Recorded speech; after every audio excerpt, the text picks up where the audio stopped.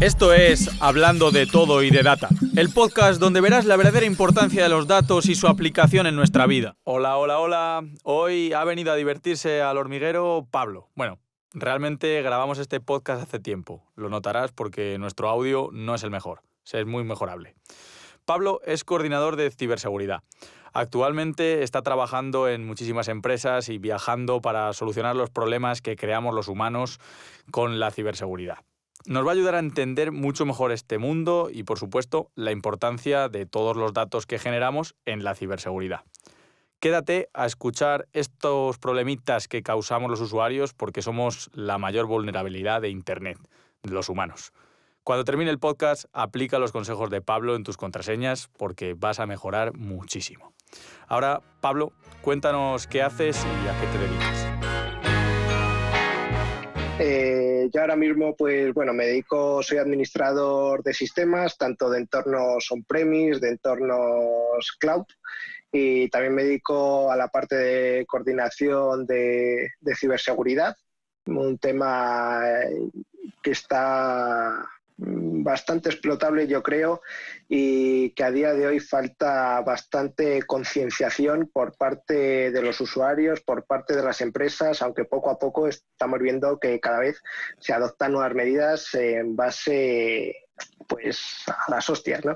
La inteligencia artificial pasa un poco igual, ¿no? Al final nos meten en la cabeza lo típico con las películas de G y demás, y parece que, vamos a hacer la rehostia de cosas, con perdón de la palabra, pero sí vamos a hacer unas cosas súper punteras en inteligencia artificial y al final hay que ir mucho más despacio y asentando los pasos. Y creo que en ciberseguridad pasa un poco igual. No se puede querer correr, primero hay que asegurar todo bien, que es el objetivo, ¿no? Al final no tener vulnerabilidades y que siempre hay que tener en cuenta que en cualquier momento te pueden tirar una página web y tu negocio se puede ir a la mierda realmente. Trabajas con Azure, ¿verdad? Trabajas con la parte de Microsoft. Sí, trabajamos con principalmente, como he comentado, plataforma on-premise, plataforma cloud. Dentro de la parte de cloud pues está Azure, Amazon Web Services, un poquito de Google, también ahora pues empezando con esa nueva plataforma, ¿no?, que es Alibaba. Busca también su nicho de mercado y yo creo que la estrategia que están utilizando lo conseguirán. Por lo menos es de las plataformas cloud en toda Asia la más potente, es decir, bate pero por muchísimo tanto a Amazon como a Azure. Y bueno, en Europa están empezando, como quien dice. Claro, al final un poco como pasa con la propia empresa, ¿no? Alibaba al final en Asia también es una empresa súper puntera, aquí al final un poco menos. Pero bueno, yo creo que al final el mercado chino tiene mucho potencial y al final terminarán entrando y no sé si posicionándose fuerte, pero al menos va a pillar más parte del pastel. Bueno, ahí tienes luego también otras plataformas, ¿no?, que pueden ser, por ejemplo, Oracle, que también tiene su propia nube y demás, pero eso ya va en función del cliente, presupuesto, que se adapta mejor a ti, ¿no? Pues ya. En función de eso vas tomando la decisión. Genial, tío. Pues mira, para que la gente te conozca un poco mejor, ¿no?, y sepa un poco, para romper el hielo, como el quien dice, me gustaría que contaras un poco cuáles crees que son tus habilidades más potentes, ¿sabes? O cuáles son tus mejores habilidades. Y por otro lado, ¿qué puntos te gustaría mejorar tanto a nivel ciberseguridad como si es cualquier otro tipo de tema? No, pues bueno, yo creo que habilidades, por lo menos en la parte de ciberseguridad, si trabajas de cara al público, de cara al cliente, es muy importante tener una buena oratoria, ¿no? Porque al igual que tienes que defender bien unos sistemas, tienes que concienciar a la gente que es importante los pasos que tú tomas y por qué los tomas, ¿no? Les tienes que convencer de, oye, mira, si no hacemos esto, nos puede ocurrir esto otro, claro, y va a ser muchísimo peor, ¿no? Entonces yo creo que es una habilidad bastante importante y que antes se trabajaba muchísimo más y a día de hoy se trabaja bastante menos, o por lo menos en las escuelas no todas lo enseñan, ¿no? Luego otro punto muy importante desde el punto de vista que todo el mundo lo pone en su currículum es la constancia. Pero tienes que estar ahí al pie del cañón todos los días, ¿no?, machacando, trabajando, leyendo, porque cada día surgen nuevas cosas, nuevos ataques, nuevas vulnerabilidades, y todo esto tienes que estar al día leyendo, entendiendo y cómo solucionarlo, ¿no? Y si a lo mejor dejas un par de meses sin leerlo y sacan un zero day súper crítico, te pueden reventar. Digamos que una vulnerabilidad zero day es una vulnerabilidad que la saca un fabricante, la cual puede ser explotada sin interacción de un usuario de una tercera persona. ¿Vale? Qué bueno. Es decir, tú, para que todo el mundo nos entienda, tú tienes un coche y una vulnerabilidad zero day sería que puedes abrir la puerta del coche sin las llaves del coche y arrancar el coche, irte con el coche sin tener las llaves ni tener nada. Y eso, por ejemplo, sin hablar de... O sea, sería que la marca ha hecho que esa puerta se abra. Correcto. Qué bueno. Decir, es por un fallo a lo mejor en código, por un fallo en el desarrollo, pues la gente lo investiga y lo hace. ¿Y este tipo de vulnerabilidades se corrigen de manera sencilla? ¿Es típico de actualizar y ya está? Estas vulnerabilidades, cuando salen, digamos, a la luz, porque estas vulnerabilidades las publica el fabricante, las publica ya con un parche. Es decir, te dice, en este parche, por ejemplo, vamos a ver en el caso de Microsoft, que es el tema que más controlo, Microsoft saca actualizaciones de seguridad todos los meses y tiene un reporte y dice, oye, todas estas actualizaciones de ciberseguridad, todos estos parches los tienes que instalar porque si no los instalas tienes todos estos problemas. Entonces, claro, ellos te avisan. Luego ya tú es la decisión si decides parchearlo o no decides parchearlo. Ya es lo típico. Entonces, que se avisan, pero luego al final dices, claro, qué pereza tener que dices, ¿por qué voy a hacer esto? Y si me afecta a mi producto, me afecta al código, voy a correr ese riesgo, lo asumo o no. Entonces, bueno, yo creo que ahí es bastante complicado, ¿no? Luego también un tema que yo creo que en ciberseguridad es imprescindible a día de hoy es ser una persona curiosa.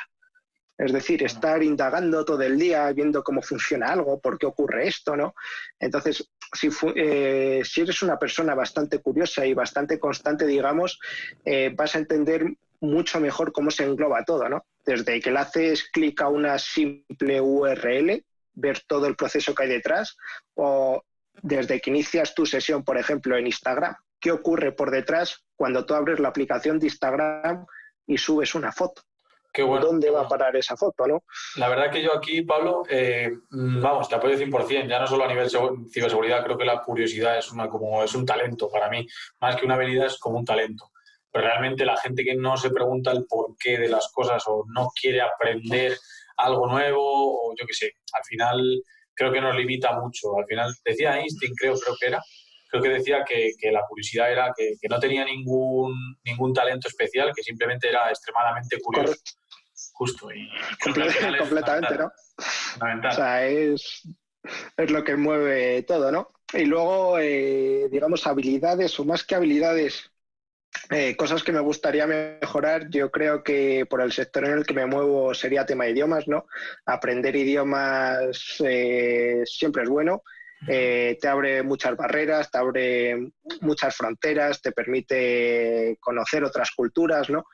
Entonces, bueno, bastante interesante el tema de los idiomas y también de la ciberseguridad, algo que me he planteado ya de cara al próximo año, mediados de este próximo, es introducirme más, no solo en la labor, digamos, de coordinación, sino en la labor de parte de red teaming, que el red teaming, digamos, es la parte del atacante. Ajá, sí. Y eso es profundizado un poco más para que entendamos un poco qué es la parte del red teaming de la ciberseguridad. Pues es cómo explotar tú los sistemas para luego defenderte. Es decir, o sea, sí, entiendo. Esto, digamos, que a día de hoy tienes bastantes herramientas automatizadas para investigar las vulnerabilidades que puedes tener en un sistema, las vulnerabilidades que no, pero ¿cuál es el problema de estos sistemas? Que ellos buscan, digamos, estos zero days, estas vulnerabilidades publicadas por el fabricante, pero una persona que se dedica a un red teaming busca esas vulnerabilidades, las cuales no han sido publicadas por el fabricante, ¿no? Sí, y trata de explotarlas. Correcto, y trata de buscar algunas que no existen y de explotarlas. Yo creo que es una parte que a mí, por ejemplo, me interesa bastante y que es, bueno, muy interesante, muy inquietante, ¿no? Y que te puede aportar un gran conocimiento. Bueno, aquí hay que dar un aviso, ¿no? Aquí siempre, al final, ¿qué es lo malo? ¿El cuchillo o cómo se usa, no? Al final, hacer Claro, red claro, teaming, claro. lo que está hablando Pablo, pues es algo que puede ser muy bueno de cara a aprender a Nada, protegerte. Pero si lo usas para hacer el mal, pues es un no, poco correcto. O mejor. sea, luego tienes, por ejemplo, tienes muchas plataformas, ¿no? Que digamos que tienen un acuerdo con el fabricante o con la empresa en la cual tú te inscribes en esa plataforma y puedes explotar esas plataformas. Se llaman los bug bounty, ¿no? Que una empresa, por ejemplo, lo tiene Microsoft. Microsoft, tú puedes explotar todo el sistema de Microsoft que quieras y si encuentras una vulnerabilidad, y le explicas a Microsoft cuál es la vulnerabilidad y cómo la has explotado, ellos te pagan por ello. Y bueno, mira, me acuerdo de una noticia que vi ya hace, pues igual quizá 1 año y medio, 2 años, fue antes de la pandemia y demás, que fue que había, no sé si te acordarás, pero en Instagram antes te pedían un código de 3 dígitos para, Uh -huh. para verificar la contraseña o cambiar la contraseña, y vi que había habido un chico en la India que había encontrado una vulnerabilidad que simplemente era de tiempo, porque usaba un montón de servidores diferentes y mediante proxies al final probaba y conseguía encontrar la combinación. No sé si eran 4 dígitos o 3. Y bueno, avisó a Instagram y le pagaron 1 millón de euros solo Sí, por sí, o encontrar sea, la vulnerabilidad. esas, por ejemplo, estos programas los tienen las grandes empresas. Si tú te vas a Apple, por ejemplo, a Instagram, Facebook, WhatsApp mismamente, ¿no? Todas las grandes compañías tecnológicas las tienen. Creo que Telefónica estaba desarrollando el suyo propio con los clientes que tenía también y demás. Entonces, bueno, es un sistema, digamos, porque hay gente que es freelance y que se dedica solo a esto, ¿no? Ya. Es decir, te inscribes en varias páginas, tienes varios clientes y, pues bueno, te dedicas a explotar las vulnerabilidades y a veces se te puede dar bien y otras veces no se te puede dar tan bien, ¿no? Entonces ahí va en función también, digamos, de la suerte o de la capacidad que tú tengas para desarrollarlo. ¿Cuál es el problema de estas cosas? Que a día de hoy todos los desarrollos se están haciendo desarrollos seguros, no como Sí. anteriormente, que el desarrollo era desarrollo para que saques esta producción y que Y ya funcione y me está. vale, ¿no? Entonces, Qué bueno. era, bueno, bastante curioso. Yo esto lo asemejo mucho, Pablo, a, no sé si conoces la plataforma Kaggle. Kaggle al final es una plataforma donde se suben retos de machine learning, algoritmos, donde la gente, o sea, por ejemplo, una empresa, por ejemplo, vamos a poner Uh -huh. Nissan, pone un reto para un modelo estadístico y dice, bueno, pues ofrezco de premio $15.000 y el que mejor rendimiento dé o el que mejor score dé, le pago $15.000. Al final hay mucha gente, bueno, tampoco hay tanta gente, pero hay bastante gente que se dedica profesionalmente a resolver retos de Kaggle. Haría la analogía de este tipo de cosas con lo que nos has contado de la gente freelance que se dedica a explotar esas Sí. vulnerabilidades.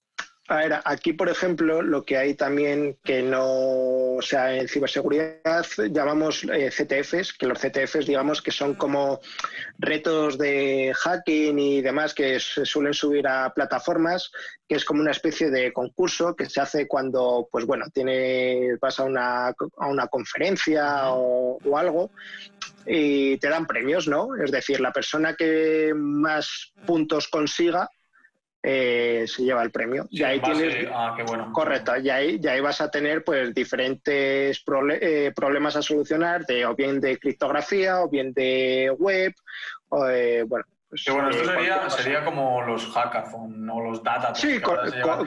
correcto, correcto, que se llama mucho, pues esto es lo mismo, pero dedicado a la Mira, ciberseguridad. qué bueno, los Y, CTFs. y yo creo que es una forma bastante buena para la gente que quiera empezar, porque los tienes, empiezas por un nivel más o menos básico y luego a medida que vas pasando pruebas se va haciendo más complejo. O tú te Claro. puedes ser, por ejemplo, de ciberseguridad, pero la ciberseguridad es un aspecto muy amplio, ¿no? Puede ser muy bueno en ciberseguridad de redes o en aplicaciones web, pero no puedes tener a lo mejor ni idea de criptografía. Claro, esto al final es un poco como la ciencia de datos, ¿no? Es lo que explicaba, ¿no? Correcto. Hay mucha gente que es experta, por ejemplo, en visualizaciones y hace muy buen trabajo haciendo dashboard en Tableau, en Click, en ese tipo de herramientas, ClickView, y luego no son tan buenos, por ejemplo, poniendo en producción un modelo, haciendo web scraping, porque hay diferentes perfiles. Entonces, en ciberseguridad, pues tiene un Es poco exactamente, parecido, ¿no? ¿Crees que exactamente lo mismo. podrías distinguir las ramas principales de la ciberseguridad? Como en qué se enfocan Pues los puntos más importantes. nosotros, digamos que en ciberseguridad, ¿vale? Diferenciamos en dos equipos, ¿no? Que sería el Red Team del que hemos hablado anteriormente y el Blue Team, ¿no? Entonces, ahora mismo está surgiendo uno que es el Purple Team, el cual engloba parte de los dos. La parte del Blue Team, digamos que sería el caso en mi perfil, ¿no? Un administrador de sistemas que sabe de ciberseguridad, que se encarga de proteger esos sistemas, de que tengan la mejor arquitectura posible para que en el caso de ataque el daño sea el menor, ¿no? Bueno. Y de parcheos, de esa protección a los usuarios, de un tema de concienciación y demás, ¿no? Y luego la parte del Red Team, digamos, que podrían ser los malos, ¿no? Sí. Que son los que se dedican a explotar tu sistema para intentar encontrarle vulnerabilidades para que no la encuentren los malos, ¿no? Y el Purple Team pues sería un poco la combinación de ambos, ¿no? Una persona que se dedica a proteger sus sistemas, pero que cuenta con herramientas SaaS, la cual hace escaneos periódicos a sus sistemas para evaluarlos y buscarlos, ¿no? Antes de que entre un red teaming a hacerte un pentesting. Qué bueno. Entonces, bueno, está... Ahora, para matizar y para llevarlo al grano, tendrás que explicarnos qué es SaaS, o sea, qué es SaaS para ti, porque al final creo que es software as a service, entiendo que sí, correcto. lo vendes como un servicio tal, y también nos tienes que contar qué es pentesting, que estas palabras luego... Bueno, pues bueno, pues digamos que el SaaS, como bien lo has dicho, es una aplicación, ¿no? Que tú coges una aplicación como puede ser la aplicación de Nessus Scan, que es súper popular en el mundo de ciberseguridad, que Nessus tiene, bueno, pues tiene muchas partes donde tú realizas un escaneo a tu red, que puede ser un escaneo a lo mejor sin contraseñas, con contraseñas, y para que vaya ella buscando en base a la base de datos que tiene, ¿no? Y un pentesting o pentest es que las empresas, digamos, contratan a un servicio externo para que le revienten principalmente. O sea, sí, en función... correcto, le pagas para que te revienten. Entonces, dentro del mundo del pentesting podemos diferenciar varios tipos de pentesting, ¿no? Un pentesting de caja negra, donde tú contratas a la empresa que quieras y le das el nombre de tu empresa y ya está. Le dices, oye, mi empresa se llama esta, sácame todo lo que puedas de la empresa, o el nombre de mi empresa es esta, quiero que me saques el documento que le va las comunicaciones que tiene el CEO con el CTO de la empresa, o que me saques una nómina bancaria, o que consigas esto, ¿no? Entonces, esas son las de caja negra, que no tienes nada de información. Luego tienes caja gris, que tienes parte de información, o caja blanca, donde tú ya expones toda la arquitectura que tienes, cómo está montado, qué tipos de servicios tienes y demás. Qué curioso, la verdad. Esto cuando lo estás contando, bueno, primero para recapitular un poco y entender yo, lo que he entendido es que en ciberseguridad están como el Red Team y el Blue Team, y luego está el Purple, que es como una mezcla de los dos, ¿no? Correcto. Y entendemos que el Red Team pues es al final el Team Rocket de Pokémon y siempre Y luego has hablado de pentesting también, que hay muchos tipos de pentesting, caja negra, cuando no le das información, solo el nombre, gris, que le das parcialmente, y blanca, que le das absolutamente. Y esto se me venía a la cabeza, no sé si has visto la serie, pero hay una serie que se llama Mr. Robot, que va de un hacker. Para quien no haya visto, la verdad que a mí me encantó. Muy recomendable la serie, ¿no? Por lo menos las 2 primeras temporadas a mí... Sí, luego ya se mete un poco en el rollo psicológico, se va de la parte un poco informática y bueno. Pero a nosotros que nos gustan los cacharros y la tecnología, porque al final va de eso, pues creo que es súper interesante. Y nada, me recordaba eso. Y yo viendo la serie, al final todo el mundo, el que no está en el tema tecnológico y nunca ha visto una línea de comandos o algo así, pues como le choca un poco más. Pero a mí, por ejemplo, personalmente me parecía que el chico, que al final Mr. Robot, que era más psicólogo que informático, ¿no? Porque al final utilizaba inteligencia No, emocional no, y al final... pero también la línea de comandos o la técnica que utiliza esa serie a mí me gusta porque está muy bien hecha. O sea, a nivel informático, tanto los conceptos que habla como la línea de comandos que te muestra, o sea, son comandos reales, son comandos que existen y son ataques reales y que se pueden hacer a día de hoy, ¿no? Qué bueno, Entonces, yo eso no lo sabía, por ejemplo. No, pues eso es así y yo creo que es una de las series que me gusta por eso, pero luego te vas a lo mejor a alguna película de estas de Hollywood y tal, que te ponen una línea de comandos y le da un enter y es que entra en una central nuclear y está lanzando misiles. Que dice, mira, para entrar a eso con un enter y que te salten ahí, no lo consigues, ¿sabes? Bueno. Pero bueno, está bastante bien. Esa serie yo creo que es de mis preferidas. Es recomendable, es recomendable. Además que Pablo da el approve de que los comandos son certeros. ¿Qué nos podrías contar de tus tareas diarias como parte del Blue Team que ya conocemos de la ciberseguridad? Bueno, pues parte de tareas diarias, ¿no? El miembro pues es principalmente cada X tiempo un poco el parcheo, ¿no? Vigilar que se cumplen los parcheos de los sistemas, parte de reporting, de análisis, ¿no? Que todos los sistemas están bien, están saludables, digamos, que soportan una carga de trabajo, pues bueno, cómo está segregado todo, los nuevos desarrollos, cómo se están haciendo, cómo se están efectuando. También de vez en cuando pues es bueno hacer un entrenamiento a los usuarios con algún tipo de ataque de phishing, ¿no? Bueno, pues un poco, phishing, digamos... Nos tendrás que explicar. Bueno, pues... Puede haber gente que no sepa lo que es, así que... Pablo, el phishing, como el nombre indica, ¿no? Es ir a pescar, ¿no? Nosotros que somos pues, de campo, que nos hemos criado aquí al lado del río, ¿no? Hemos ido a pescar, pues ¿qué consiste? En tirar la caña, poner un cebo, y a ver si el pez se traga el cebo y pica en el anzuelo. Pues esto es exactamente lo mismo. Te mandan un correo así un poquito jugoso, un poquito curioso, ¿no? El príncipe árabe que te ofrece una herencia... Joder, te ha tocado un Porsche Cayenne, ¿no? Haz clic ahora, o eres el visitante 1.000.000, tienes suerte, dame los datos de tu tarjeta bancaria para que te realice un pago. Pero esto que podemos estar hablando, que nos parece una locura, ¿no? O sea, no es tan locura, la gente pica y sigue picando a día de hoy. Y luego, o sea, algo tan obvio como te voy a realizar yo un pago a ti, dame los datos de tu tarjeta de crédito. O sea, tú a una tarjeta de crédito no la puedes realizar un pago. Te tendrá que dar el número de cuenta bancaria para que tú realices un pago, ¿no? Ya, totalmente. No al revés. Si tú das tu tarjeta es para tú pagar, no para que te ingresen. Ya, al final, que eso que nos parece tan ridículo, ¿no? El phishing, como, joder, ¿quién se va a creer que te va a dar un príncipe de Arabia Saudí una herencia, ¿no? Pues al final sigue funcionando. Correcto, pero luego tienes, por ejemplo, esto ya sí son bastante más delicados, difíciles de detectar y demás, que son los spear phishing, digamos, que son phishing dirigidos. Es decir, donde tú ya has hecho anteriormente un reconocimiento a la empresa, sabes quién trabaja en esa empresa, sabes un poquito a qué se dedican, sabes con qué herramientas trabajan y ya envías un poquito bastante más elaborado y ya digamos que a un usuario que no le tienes entrenado, ¿no? Es más complicado, más sencillo engañarle, ¿no? Esto, digamos, tú que haces deporte y estas cosillas, ¿no? Sí. Que ya no, pues bueno, si no entrenas no vas a subir un puerto de primera categoría en bici, ¿no?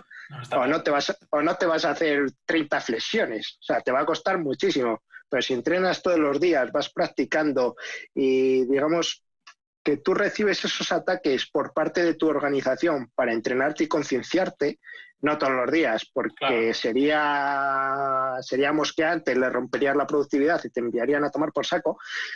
Pero si lo haces a lo mejor una vez al mes o una vez al año sin avisarle, pues oye, sabes más o menos qué gente de tu empresa está entrenada y qué gente no está entrenada. Porque por muchas barreras a lo mejor de seguridad que tú intentes poner y demás, sí, a lo mejor paras un 90%, pero es que en ese 10% que te van a colar, sabes que te la van a colar. Porque primero han soltado tus medidas y segundo el usuario, pues al final aquí va a quedar en picado, ¿no? te voy a resumir esto que cuentas, Pablo, con una frase que dice que eres tan fuerte como tu eslabón más débil, ¿no? Al final Correcto, es así. completamente. O sea, si tienes una persona que no... O sea, por ejemplo, esto al final es muy típico. Creo que yo por lo menos he visto algún vídeo de entrevistas que van por la calle en Estados Unidos y van diciéndole, oye, ¿y cuál es tu contraseña? Dice la persona, es el nombre de mi gato y mi fecha de nacimiento. Entonces el entrevistador le sigue preguntando y al final le dice cómo se llama su gato y su año de nacimiento, en plan, y tiene su contraseña del correo electrónico y así. Sí, o sea, de estos hay muchísimos y lamentablemente, o bueno, en ciberseguridad yo considero dos pilares fundamentales, ¿no? Uno es el entrenamiento al usuario, o sea, y el otro puede ser el parcheo, ¿no? O sea, tan simple como con eso ya te quitarías muchas cosas. Es decir, yo, por ejemplo, digamos que he hecho la prueba, ¿no? Coger un servidor, ¿vale? Publicarlo en la nube, en Azure, que supuestamente las nubes son súper seguras y demás, pero es mentira. O sea, no son para nada seguras. Son seguras si tú las configuras bien, si no, no. Entonces, publicar el puerto RDP de un Windows Server, que el puerto RDP, digamos que te permite coger el ordenador remotamente, ¿no? Tú desde tu casa o desde cualquier parte de Internet te puedes conectar a él, protegido con contraseña. Pues bueno, poniendo ese equipo publicado al exterior con un usuario y contraseña flojito, usuario, admin, password, admin o 123 password, tardaron en entrar al servidor menos de 30 segundos desde que lo publiqué. Claro. O sea, entonces dices... Es que al final están muy a la orden del día, ¿no? Este tipo de algo pasa, ¿no? Algo pasa por ahí.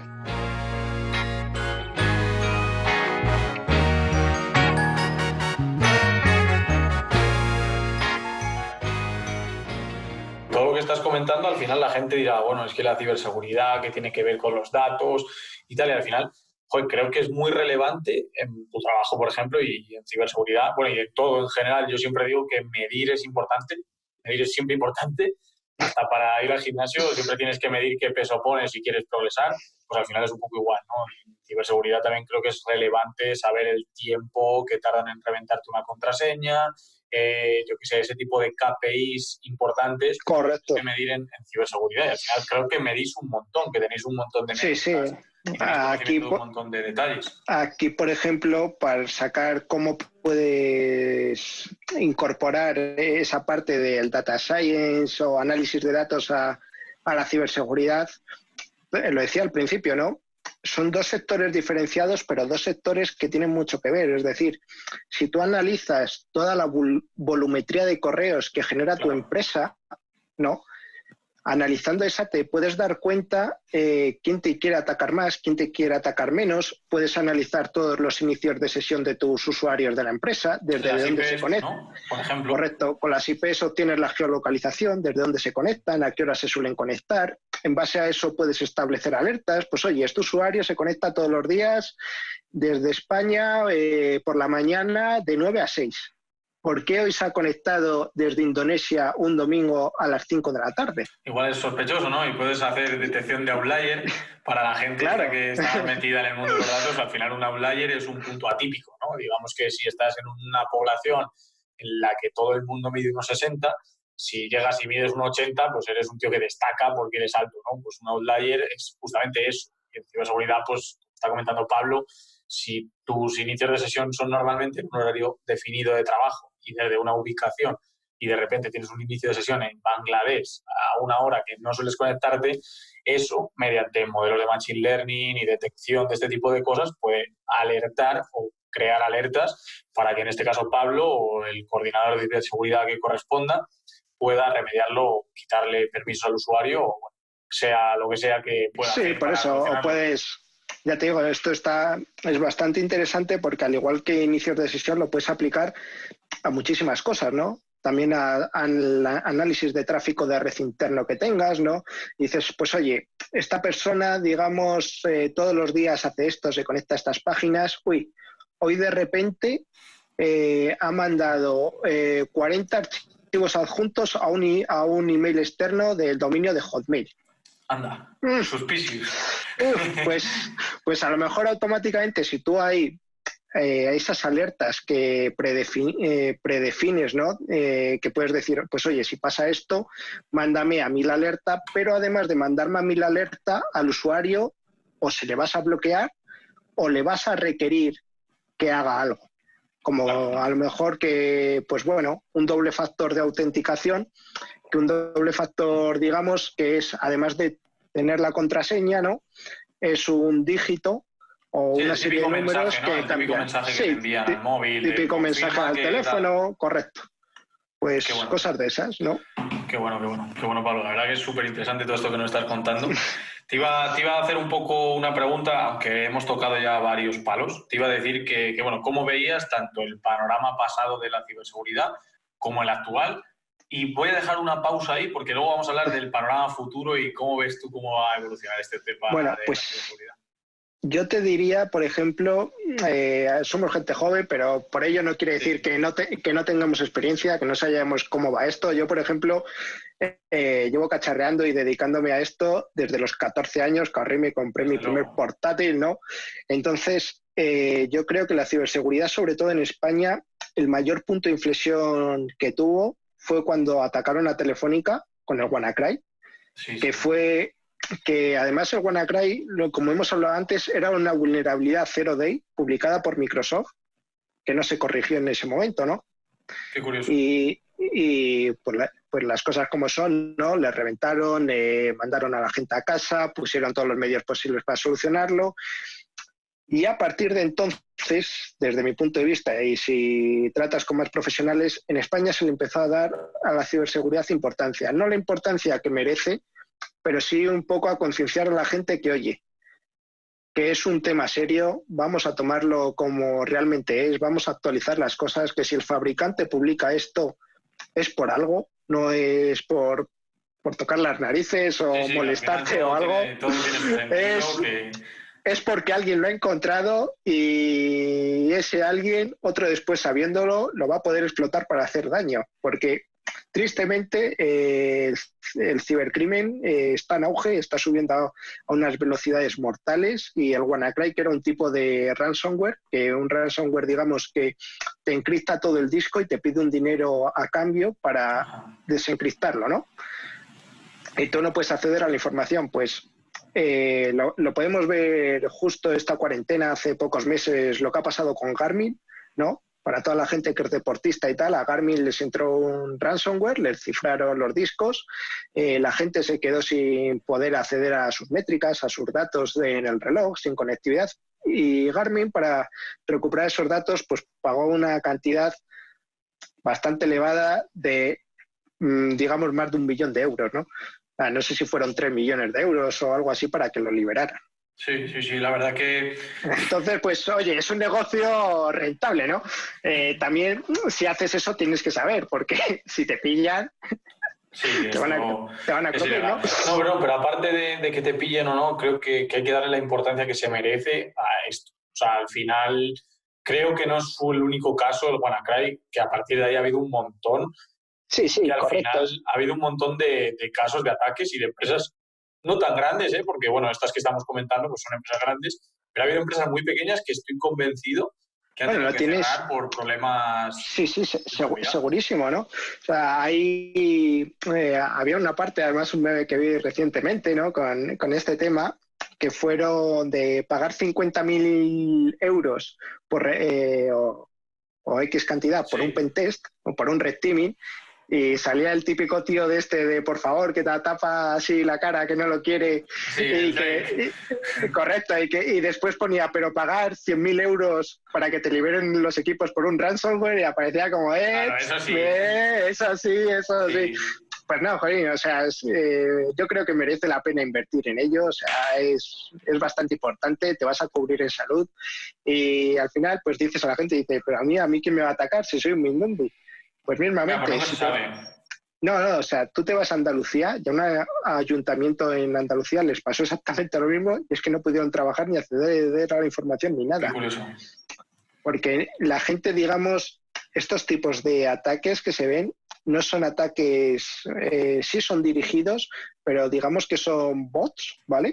Que los tienen programados, que van escaneando la red, van escaneando servicios y tal, y en base a lo que vayan encontrando, pues ya los atacantes hacen un análisis, un estudio de, pues oye, ¿cuánto puedo conseguir de aquí? Y ya se meten más a fondo. Entonces, bueno. Creo que al final, Pablo, esto que estás contando, tío, es un poco del género humano, ¿no? Al final, ¿cuándo vas al fisio? Cuando ya te duele la espalda, ¿no? Correcto. ¿Cuándo te cuidas y empiezas a tener cuidado un poco de tu salud, ¿no? Cuando tienes un problema, ¿no? Si esto al final, pues es igual, es lo que contabas del meme, es totalmente cierto, ¿no? ¿Cuándo empiezas a poner cuidado en la ciberseguridad? Cuando ya te han atacado y es tarde. Correcto, cuando te Exactamente, cuando en realidad no debería ser así y habría que darle esa importancia a la ciberseguridad porque sí, la tiene, realmente igual que le das importancia a nadie se le ocurre ahora mismo, bueno, habrá sitios donde sí, pero por ejemplo aquí en Madrid a nadie se le ocurre dejar la puerta de su casa abierta, ¿no? Y 100 euros en la mesa del salón, ¿no? Eso es como que ya lo tiene todo el mundo interiorizado. Sin embargo, el tener un cuidado con las contraseñas de tu correo, de tus redes, eso todavía no hemos entrado por ahí. Eso, por ejemplo, o sea, para la gente que lo vea, yo os invito a haceros una pregunta. ¿Cuántas contraseñas tenéis diferentes para cada plataforma? ¿O utilizáis la misma contraseña para acceder a Netflix, al correo de la universidad, a vuestro correo personal, a Instagram y demás? Claro, al final. O sea, es una pregunta muy sencilla, pero que yo estoy convencido que la mayoría de la gente que lo vea va a decir, joder, pues si tengo exactamente la misma contraseña para todo. O más sencillo, ¿no? ¿Cuánta gente tiene habilitado un doble factor de autenticación en Instagram, en Facebook o en el correo electrónico? O sea, prácticamente el 90% de la gente es que no va a saber ni cómo se activa ni de lo que le estoy hablando. Claro, o sea, claro. es algo muy sencillo, pero súper sencillo y que te quitas un montón de problemas. Pero bueno, luego pues pasa en muchos famosos, en muchas cuentas oficiales y demás. No, nos han hackeado, nos han no sé qué. Bueno, puedes decir que te han hackeado o que por error has publicado un tuit un poquito ofensivo a alguien que no debías, ¿no? Claro.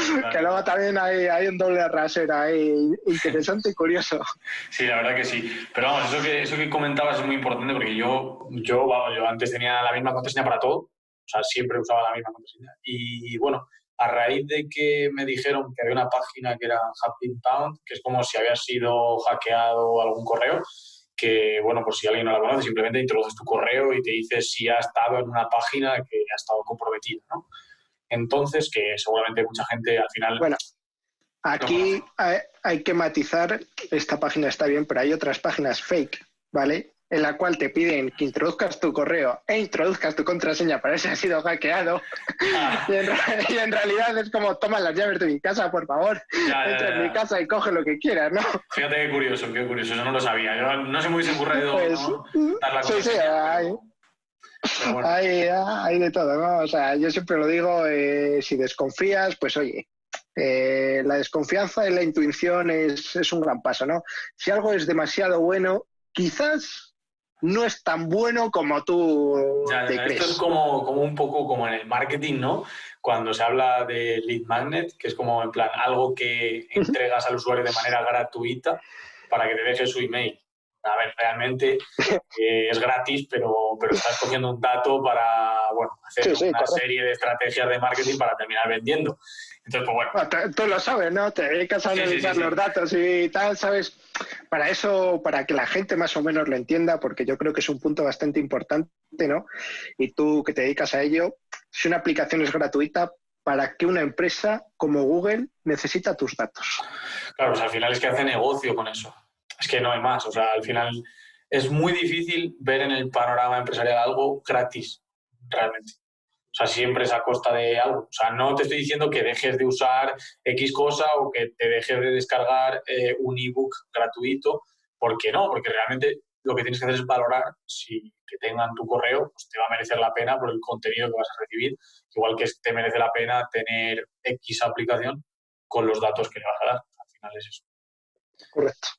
Bueno, yo lo que te estaba diciendo, Pablo, que al final, bueno, desde que vi que uno de mis correos estaba en la página esta de Happy Pound, que había sido baneado, creo que por Dede o algo así, en una página de estas de películas gratuitas, que no recomendamos hacerlo, hay que pagar Netflix, hay que ser legal siempre, pero bueno, lo que empecé a utilizar es una plataforma donde alojo mis doble opt-in, o sea, la autentificación en 2 pasos, que se llama, bueno, es el Google Authenticator. Sí, correcto, yo también la tengo, funciona muy bien.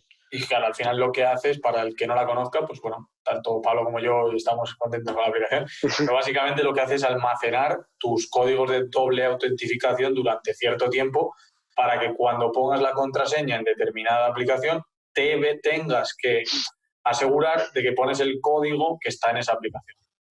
Así es, ¿no? ¿No lo he explicado bien? Sí, completamente. Luego, pues es muy popular. Luego tienes, pues eso, cada fabricante más o menos saca una, tienes diferentes, ¿no? Pero bueno, está bastante bien. Y también como recomendable, no pongáis la contraseña de inicio de sesión de vuestro portátil en un POSIT al lado del portátil, por favor. Eso es un clásico entre los clásicos. Eso es un clásico, es algo que se dice no, pero no lo hagas porque si no, para eso es que no le pongas contraseña. ¿Qué sentido tiene? ¿No? Es igual. Es muy mi madre, ¿no? Es muy... Claro, voy a apuntar las contraseñas en una libreta. Como si eso fuera la seguridad. O el PIN de la tarjeta de crédito detrás de la tarjeta de crédito. Pues, sí, muy pues es lo mismo, pero bueno. Y Pablo, ¿conoces algún caso de ataques como este que comentábamos del WannaCry, así más recientes? O sea, ¿cuál podrías destacarnos así un ataque? Pues bueno, más reciente tienes, por ejemplo, el caso de Garmin, que hemos comentado que ha sido bastante importante. Luego tienes también el caso del Bluekeep, que es casualmente, otro 0D explotado. Que, o sea, ¿Esto es así. cómo fue o cómo funcionó? Esto fue, esto, por ejemplo, le pasó a la cadena SER, ¿vale? Todo el mundo más o menos conocerá un poquillo a la que se dedica a la cadena SER, equipo Prisma y tal.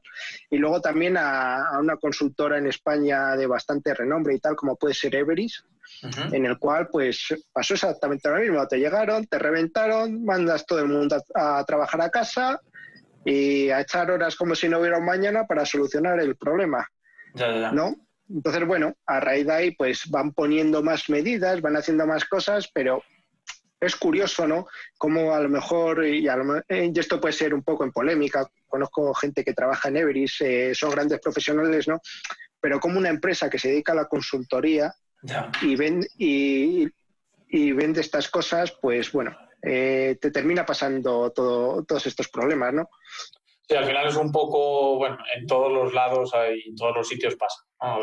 Hay un dicho que, bueno, seguro que le conoces, que es que en todas las casas se cuecen habas, ¿no?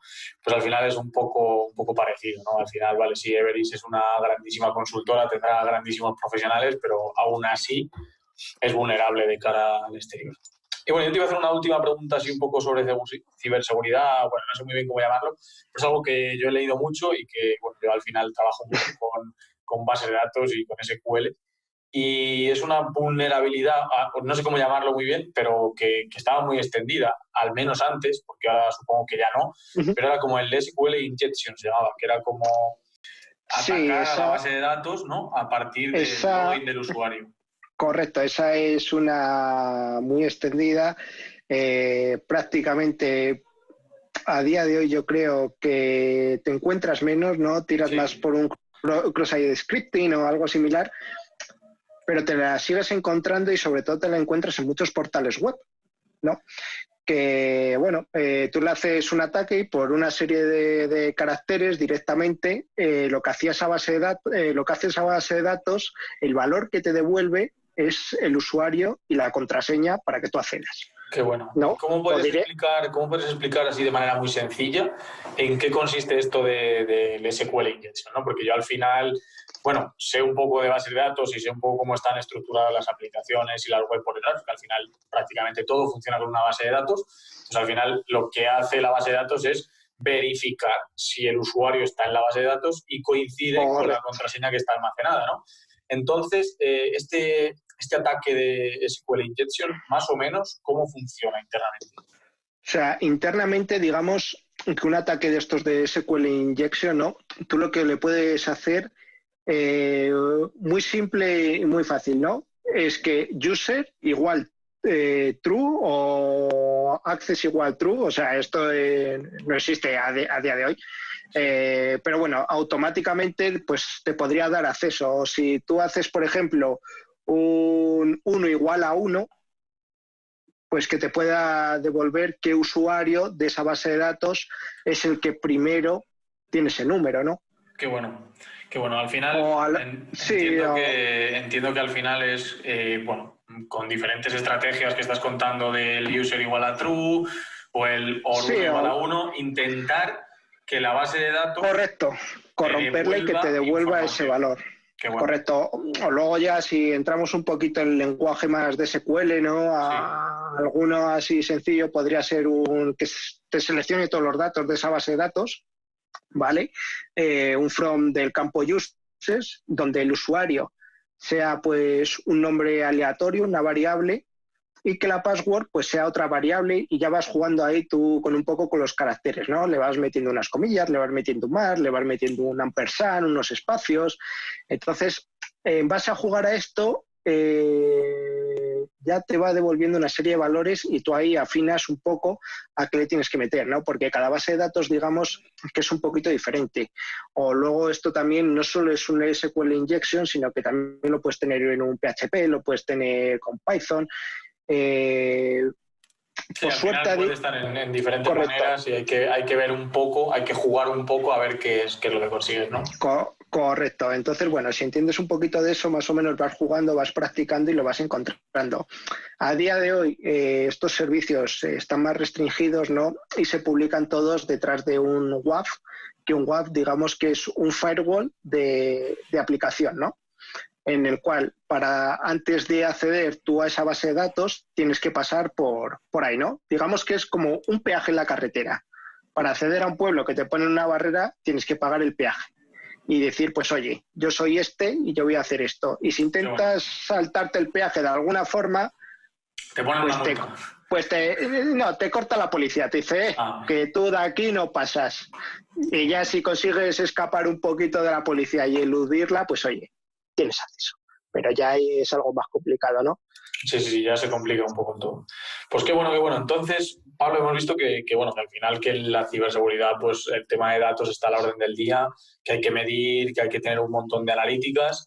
Pero para meternos un poquito más en un punto un poco más complicado ya, para ir terminando así, pequeño debate entre tú y yo, que veamos un poco aplicaciones reales de inteligencia artificial dentro de la ciberseguridad. Que esto, pues a inteligencia artificial me refiero a, por ejemplo, tanto sistemas expertos de reglas, que al final hemos estado hablando a lo largo de esto, que hay bastantes, como machine learning aplicado a algún tema concreto que tú conozcas. Tú tienes aquí, pues no sé si a lo mejor hablar de algún fabricante o algo, pero estos temas de tanto machine learning, inteligencia artificial que hemos hablado antes de los usuarios, ¿no? Para que te hagas una idea de usuarios o de emails, tú a lo mejor en una empresa, si es una empresa grande, puedes recibir o enviar de media más de 2 millones de emails de forma mensual, ¿no? Entonces, claro, con 2 millones de emails por tantos usuarios a tantos dominios o más de forma mensual, digamos que es un dato con el que ya puedes trabajar y puedes hacer cosas bastante curiosas, ¿no? Lo mismo ocurre con el tráfico de red, ¿no? Sí. Tuve la suerte de trabajar durante varios meses o conocer a un gran compañero que estaba trabajando y desarrollando un producto donde ese tráfico de red te lo transformaba en imágenes para después procesar esas imágenes y encontrar patrones anómalos. O sea, parece un poco así locura, qué bueno. Pero es bastante curioso. Y cuando le preguntas el por qué hacía eso, decía porque el desarrollo de las imágenes y la capacidad de identificar patrones en imágenes o escanearlas estaba bastante más avanzado que en encontrar anomalías de red. Entonces convertía los datos de red, de esos paquetes, en imágenes, ¿no? Y bastante curioso. Luego también tienes a día de hoy pues temas de ciberseguridad, si nos vamos al mundo de la policía, ¿no? O mundo militar, con el tema de las cámaras, pues bueno, investigación sobre todo en Japón, en tema de China, Hong Kong y tal, donde por el andar ya pueden saber qué tipo de gente es, o analizan todas las caras, analizan todo. Bueno, de detección de imágenes al final. Correcto, entonces es bastante curioso y bastante importante. Y la población también lo que ha hecho es, para eludir estas formas, utilizar prendas que engañen a las cámaras. Y así ese reconocimiento facial no les detecta. Sí, es más complicado. O el dato que les envía es un dato erróneo. Qué bueno. Es decir, intentas corromperlo de alguna forma, porque la calidad del dato es, como bien has dicho, es muy importante. Muy importante. Sí, al final, una de las aplicaciones que yo me llevo de esta charla que hemos tenido, Pablo, es lo de la detección de anomalías. Me ha parecido brutal, la verdad. Al final, mira qué manera más clara de aplicar inteligencia artificial o machine learning o como lo quieras llamar, a la ciberseguridad, ¿no? A estudiar el patrón de comportamiento de las personas y detectar comportamientos anómalos que pueden ser ataques o problemas.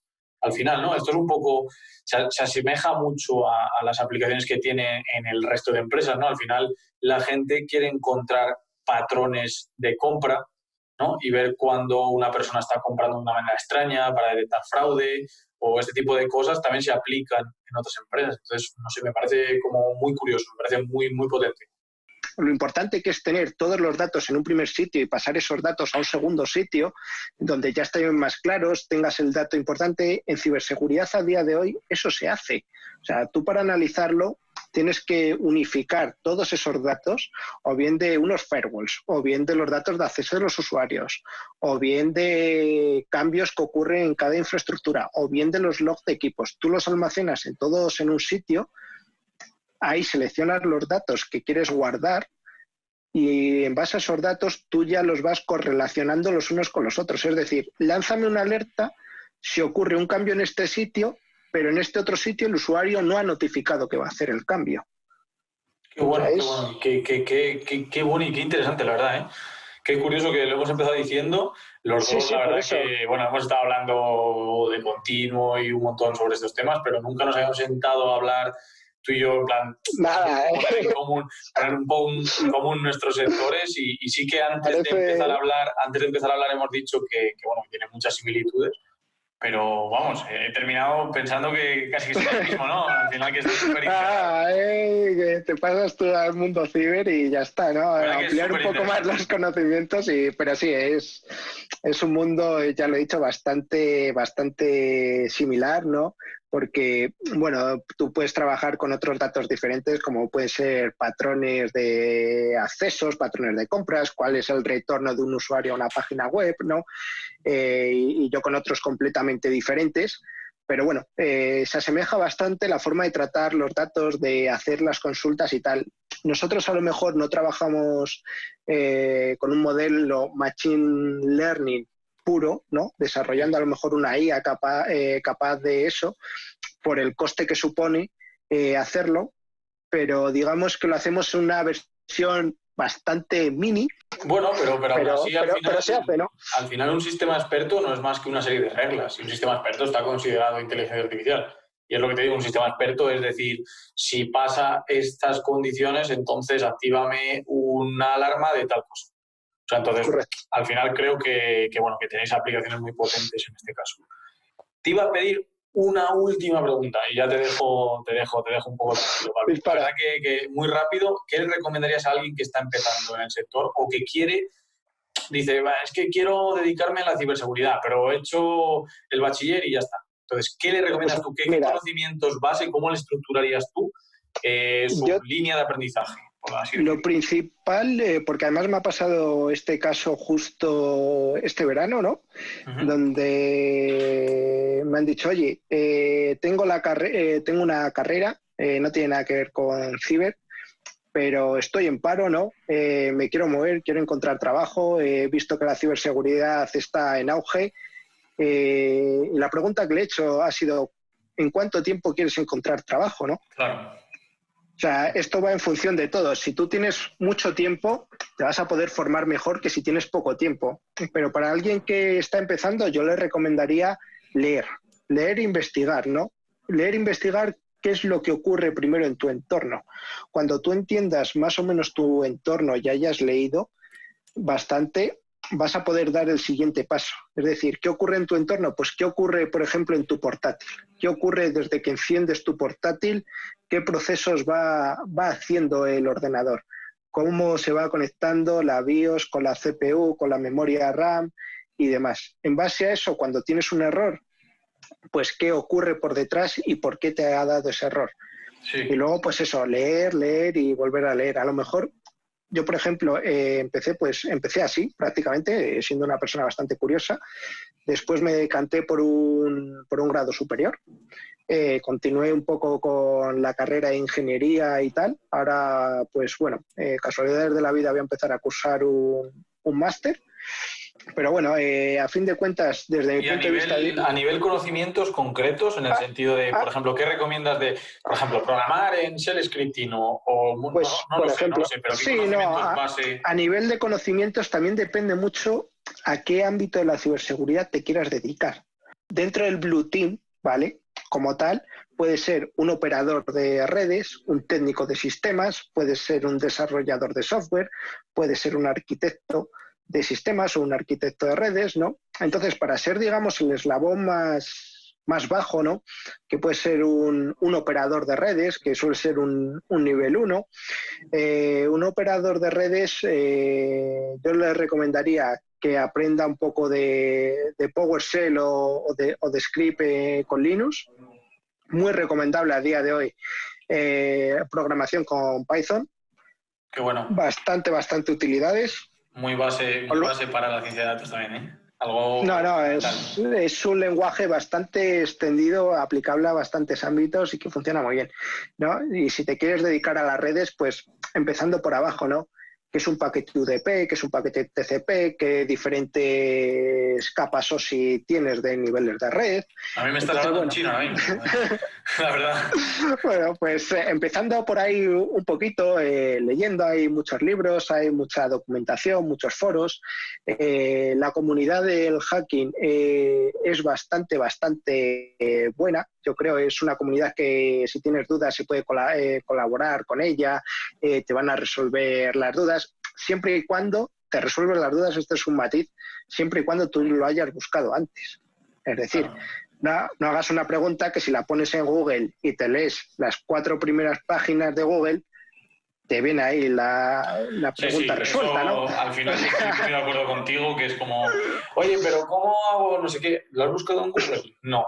Vale, pues claro. Entonces hasta que no lo busques en Google no te pienso. O sea, eso empieza por ahí, ¿no? Tú empiezas buscando y ya si lo que encuentras no está clara, puedes ya preguntar y decir, oye, mira, he buscado he hecho esto otro, pero sigo con las dudas, ¿no? Entonces ahí, pues, la gente encantada te las va a solucionar. Por ejemplo, ¿algún curso o algún tipo de recurso formativo que recomiendes? ¿Que creas pues mira, que pueda ser conveniente? Recursos formativos, yo creo, hoy día está para empezar, ¿vale? Que son cursos bastante rápidos para saber si te va a gustar o no. Tienes los bootcamp de ciberseguridad y demás que los dan pues por doquier, los tienes. Hay que tener cuidado con estos porque unos son vendemotos, o sea, las cosas como son, ¿no? Sí, pues, experto en ciberseguridad, busca no sé qué, en 3 meses. Dices, mira, o sea, en 3 meses no vas a ser un experto ni de coña. Vas a tener a lo mejor el conocimiento básico. Y una base. Yo estoy si es de acuerdo, que tienes la base. Esto, pero ya está. 100% de acuerdo y una analogía brutal con el sector de los datos, que hay un montón de sitios donde te dicen conviértete en Data Scientist en 3 semanas. Y es como... Nada. No, colega, ¿no? Eso es... Yo, por ejemplo, a este mundo, bueno, como ciberseguridad y tal, no llevo mucho tiempo, pero como sistema sí llevo, a lo mejor te diría, más de 8 años. Y me sigo considerando un novato. O sea, claro, yo no me considero experto para nada, ¿no? ¿Por qué? porque tú de esto sabes mucho, pero es que de repente te acaban de sacar toda la infraestructura cloud, te acaba de salir Alibaba, te tienes que estudiar toda la infraestructura cloud, te acaban de salir nuevas amenazas, tienes que aprender a esas nuevas amenazas. Entonces, puedes decir, sí, soy un experto, pero soy un experto a lo mejor de esto que ya está desfasado y ya nadie lo utiliza. Entonces, totalmente. Hay que tener facilidad de adaptación, tío, y versatilidad. Eso es lo que yo creo que correcto, completamente. Si tú si eso ya lo... te quieres entrar en un sillón y decir, es que llevo 16 años de experiencia, ya lo sé todo, estás bastante condenado al fracaso. Si tienes 16 años de experiencia en historia y te dedicas a la historia, ya no. pues oye, eres un crack, ¿no? Son temas. Bueno, pero ahora tienes que empezar a estudiar historia reciente. Bueno, no se sabe. Yo no me mojaría con ningún tema. Yo, por ejemplo, te diría, y lo saco a la pared y que aquí cada uno lo exprese como, o lo tome como quiera, por lo menos en nuestro sector, con el tema de la información reglada, yo lo digo abiertamente porque lo he vivido, formación online de una ingeniería donde es 100% online, pero el examen es presencial. Dices, pues no tiene ningún sentido. Pues no lo tiene, cierto es. Pero luego además te encuentras que si haces a lo mejor una ingeniería está muy bien, te aporta muy buena base, se la recomienda a todo el mundo, pero ¿cuál es el problema de ingeniería?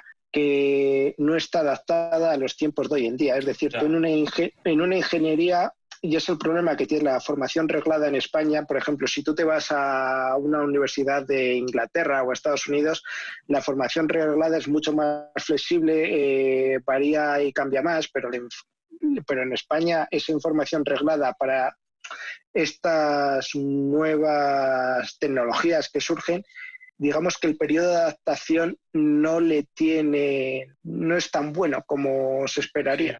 Muchísimas gracias por los consejos que has dado para la gente que esté empezando. Ahora decir que, bueno, Pablo Martín, que le podéis encontrar en LinkedIn, dejaré sus redes sociales en la descripción para que le contactéis y le acribilléis a preguntas de si un bootcamp es bueno o no. Y Pablo, un tío que ha estado en Canadá, en Japón, en Corea, trabajando de ciberseguridad. Yo llevo, para que os hagáis una idea, llevo países visitados unos 27 diferentes, ¿no? Entonces, de ahí la importancia de los idiomas que he recalcado antes, ¿no? Entonces, bueno... al final la World Wide Net, ¿no? Sí. Entonces, bueno, es bastante curioso, ¿no? Pues nada, Pablo, voy a terminar el podcast con las dos preguntas claves del podcast, ya a nivel personal. Una que es, quiero que me des una recomendación de 2, 3 como máximo, que puedas elegir. Hemos estado hablando de Mr. Robot, hemos hablado de que hay que leer muchos libros, pero ahora quiero una recomendación de 2, 3 máximo, que dejaré en la descripción del vídeo y del podcast, de series, películas, libros, otros podcasts, blog, revistas, lo que tú quieras que veas en internet y que elijas 2, 3 como mucho. Pues mira, yo te diría a lo mejor una serie que parece todo muy ciencia ficción, muy locura, que es la de Black Mirror. Para la gente que no la haya visto, se la recomiendo. Hay capítulos que dices, wow, qué locura, no sé qué, pero si lo ves desde otra perspectiva y con otros ojos, no estamos tan lejos de que eso ocurra y nosotros podemos poner el remedio. Un libro que recomendaría, que le leí hace bastantes años y creo que fue lo que más me llamó la atención del mundo de la ciberseguridad, es El huevo del cuco, de Cuco X. El huevo del cuco. Es un libro, ya tiene sus años y demás, y trata sobre primer ataque a las redes, de cómo lo investigan y cómo dan con el criminal, ¿no? De redes, te estoy hablando cuando eran redes telefónicas de módem, es decir, que tú tenías que desconectar el teléfono para conectarte a internet, ¿no? Es un libro bastante bueno, bastante curioso, y donde un tío, sin ser experto en ciberseguridad ni en nada, a base de una anomalía de un par de céntimos, consigue detectar que le han entrado en su red. Qué bueno. Y es bastante bueno.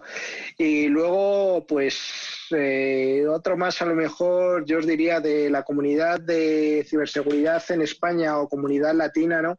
Tienes Dragonheart, es muy bueno, tienes Follow the White Rabbit, es muy bueno, tienes también Hack and Players, que es bastante bueno. Yo creo que son de las 3 principales comunidades en España. Las comunidades me las vas a tener que pasar en escrito para que las dejes claras en la descripción.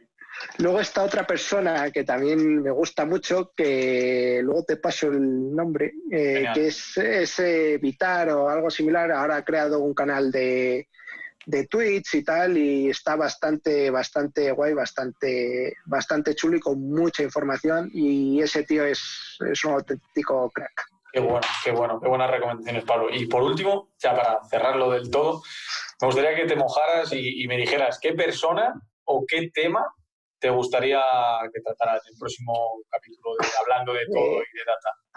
Hablando de todo y de data. ¿Una persona o qué te gustaría que tratara? Personas no te puedo decir, pero yo creo que tema bastante interesante y también polémico que estamos viviendo hoy en día es cómo aplicar el data en la medicina. En la medicina. Qué bueno, ¿no? Yo creo que es un tema, pues eso, polémico, bueno y fácil a lo mejor de entender, ¿no? Y que abrirá sobre todo la mente a mucha gente de, oye, la tecnología con la medicina se lleva muy bien, y yo creo que va a ser una profesión que a día de hoy no está en auge, pero que va a surgir, que será un ingeniero biomédico o algo similar. Qué bueno. Pues me lo dejo apuntado. Como os he dicho, Pablo, un verdadero placer, tío. Nos has explicado unas cosas. Igualmente, y verte a ti también, joder. Gracias a ti que nos estás escuchando por el apoyo, y a Bunker Studios por la postproducción de este audio. Comparte el podcast si te ha gustado y síguenos en redes sociales.